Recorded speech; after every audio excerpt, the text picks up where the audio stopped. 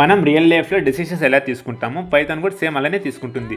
Conditional statements అంటే ఏందో చూద్దాం. If condition checks only one condition, అంటే వన్ కండిషన్ మాత్రం చెక్ చేస్తుంది. ఇఫ్ కండిషన్ ట్రూ అయితే ఇఫ్లోని స్టేట్మెంట్స్ ఎగ్జిక్యూట్ అవుతాయి. ఒక రియల్ టైం ఎగ్జాంపుల్ చూద్దాం. ఫర్ ఎగ్జాంపుల్ బయట వర్షం పడతాను, ఇట్స్ రైనింగ్, వర్షం పడితే మనం అంబ్రుల్లా తీసుకుంటాం. If raining take అంబ్రుల్లా. సేమ్ అలానే ఇఫ్ కండిషన్ ట్రూ అయితే స్టేట్మెంట్ ఎగ్జిక్యూట్ అవుతాయి, ఇఫ్లోని స్టేట్మెంట్ ఎగ్జిక్యూట్ అవుతాయి. ప్రోగ్రామ్ చూద్దాం. Out side equals raining. If out side equals raining అనేది మనం కండిషన్ తీసుకున్నాం. కండిషన్ ఇక్కడ ట్రూ కాబట్టి మనకి ఇక్కడ ప్రింట్ స్టేట్మెంట్ ఎగ్జిక్యూట్ అవుతుంది. ఏముంది, టేక్ అన్ అంబ్రుల్లా. సో అవుట్పుట్ మనకి ఏమొచ్చింది, టేక్ అన్ అంబ్రుల్లా వచ్చింది.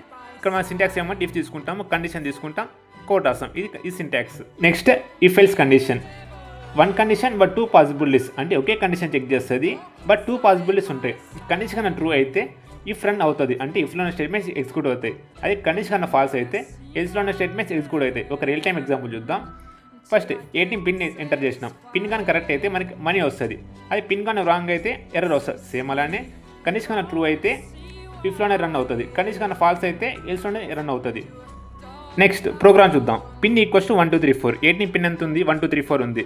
ఇఫ్ పిన్ ఈక్వల్స్ టు 1 2 3 4, ఇక్కడ పిన్ 1 2 3 4 అయితే మనకి మనీ విత్డ్రా వస్తుంది. ఇక్కడ మనకు పిన్ 1 2 3 4 కాబట్టి మనకి ఇది కండిషన్ ట్రూ కాబట్టి మనీ విత్డ్రా ఇది అవుట్పుట్గా వస్తుంది. దీని సింటాక్స్ ఏం ఇలానే ఉంటుంది. ఇఫ్ ఈక్వల్స్ టు కండిషన్ రాస్తాం, కోడ్ రాస్తాం, నెక్స్ట్ ఎల్స్ రాస్తాం, కోడ్ రాస్తాం. So it is called if else condition. Next elif అంటే దీంట్లో మల్టిపుల్ కండిషన్స్ ఉంటాయి. ఒకవేళ కండిషన్ కన్నా ట్రూ అయింది అనుకో అక్కడే స్టాప్ అయిపోయి ఎగ్జిక్యూట్ అవుతుంది. ఒకవేళ కండిషన్ కన్నా ఫాల్స్ అయింది అనుకో నెక్స్ట్ కండిషన్ మూవ్ అవుతుంది. ప్రోగ్రామ్ చూద్దాం, అర్థమవుతుంది. ఇక్కడ మార్క్స్ ఈక్వల్స్ 79 ఇచ్చినాం.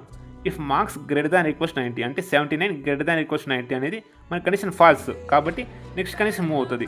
ఇక్కడ చెక్ చేస్తుంది మార్క్స్ 79 కాబట్టి 79 గ్రేటర్ దాన్ ఈక్వల్స్ 75. ఈ కండిషన్ ట్రూ కాబట్టి ఇది ప్రింట్ అవుతుంది. సో మన ప్రింట్ ఏమైంది, ఇక్కడ బి గ్రేడ్ ప్రింట్ అయింది. ఒకవేళ అన్ని కండిషన్స్ ఫాల్స్ అయినాయి అనుకో ఎల్స్ స్టేట్మెంట్ ఎగ్జిక్యూట్ అవుతుంది. Next syntax. ఇక్కడ ఇఫ్ తీసుకుంటాం, కండిషన్ తీసుకుంటాం, నెక్స్ట్ ఎల్ఇఫ్ తీసుకుంటాం, మళ్ళీ కండిషన్ తీసుకుంటాం. సేమ్ అలా మనం ఎన్ని కావాలంటే అన్ని ఎల్ఇఫ్ తీసుకుని అన్ని కండిషన్స్ తీసుకుంటాం. అదే syntax. You know the output, comment below and follow coding hub for more videos.